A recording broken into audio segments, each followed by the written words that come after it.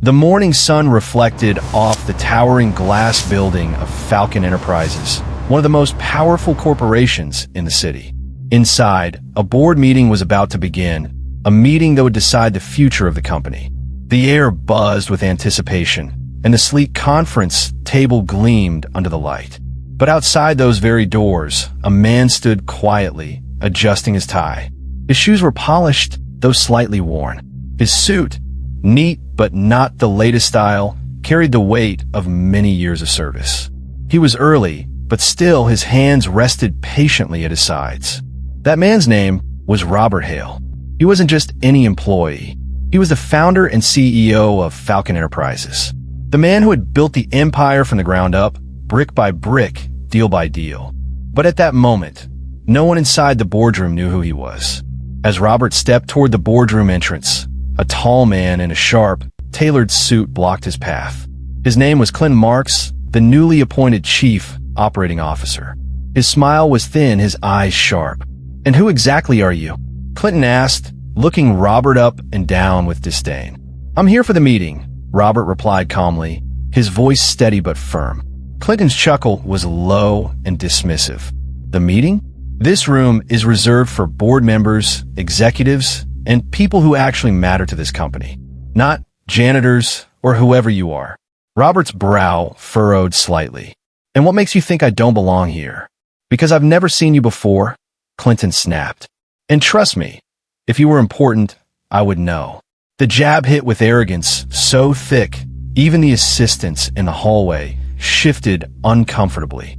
But Robert didn't flinch. He had been underestimated before. He knew patience was a weapon. Clinton stepped closer, lowering his voice. "Listen, old man, this company is about appearances. We can't have random nobodies wandering into high-level discussions. So why don't you run along before security escorts you out?" Robert's jaw tightened, but he didn't raise his voice. "You seem awfully sure of yourself." "I am," Clinton smirked. "This company has been thriving since I came aboard. The CEO? He's practically invisible, probably hiding somewhere, too scared to face real leadership."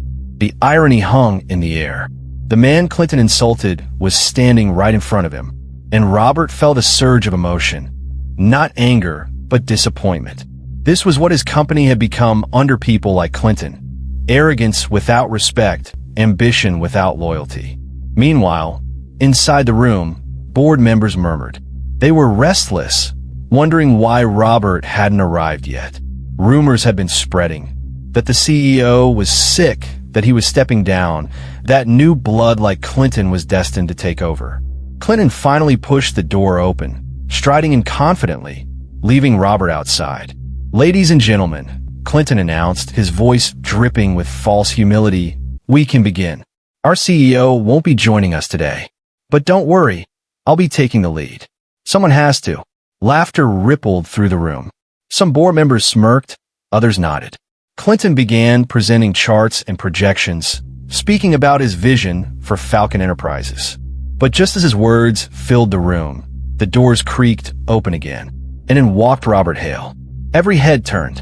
The assistants at the back gasped. Clinton's smirk faltered. Robert walked with calm authority, his steps echoing against the polished floor. He didn't need to raise his voice. The silence carried him.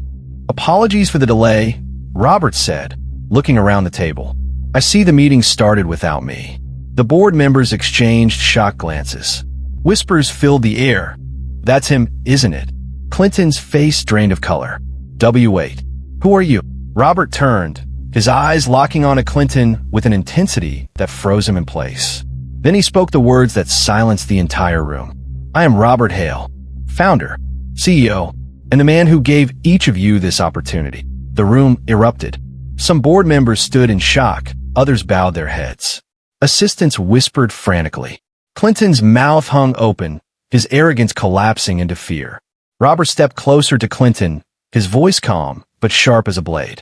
"You look at me and see an old man, a stranger, someone unworthy of respect. But what you fail to recognize is that appearances don't define power. Actions do." Clinton stammered. "I didn't know." "No," Robert cut him off. "You didn't care, no. You were too busy climbing ladders, stepping on others, and flattering yourself. Leadership isn't about arrogance. It's about responsibility. It's about respect for everyone, from the janitor to the chairman. The weight of his words pressed against every person in the room. Clinton's chest heaved, but he had no defense. Robert turned to the board. Falcon Enterprises was built on integrity, and I will not allow anyone who disrespects that principle to lead this company. His gaze fell back on Clinton. Effective immediately, you were relieved of your duties. The announcement struck like thunder. Clinton's face went pale, his voice breaking as he sputtered. You can't do that. But Robert didn't even raise his voice. I just did. Security stepped forward, and Clinton was escorted out of the boardroom. His protests echoed down the hall, but no one looked at him. Not anymore. Robert stood at the head of the table. The board members, once restless, now sat with reverence. Let this be a reminder, Robert said, his voice carrying strength. Power is not in the suit you wear, or the title on your door. True power is in respect, in humility, in the way you treat people when you think no one is watching. He looked around the room, his words sinking deep into every heart. Because one day, the person you dismiss may turn out to be the one who decides your fate. That day, Falcon Enterprises saw more than just a boardroom drama.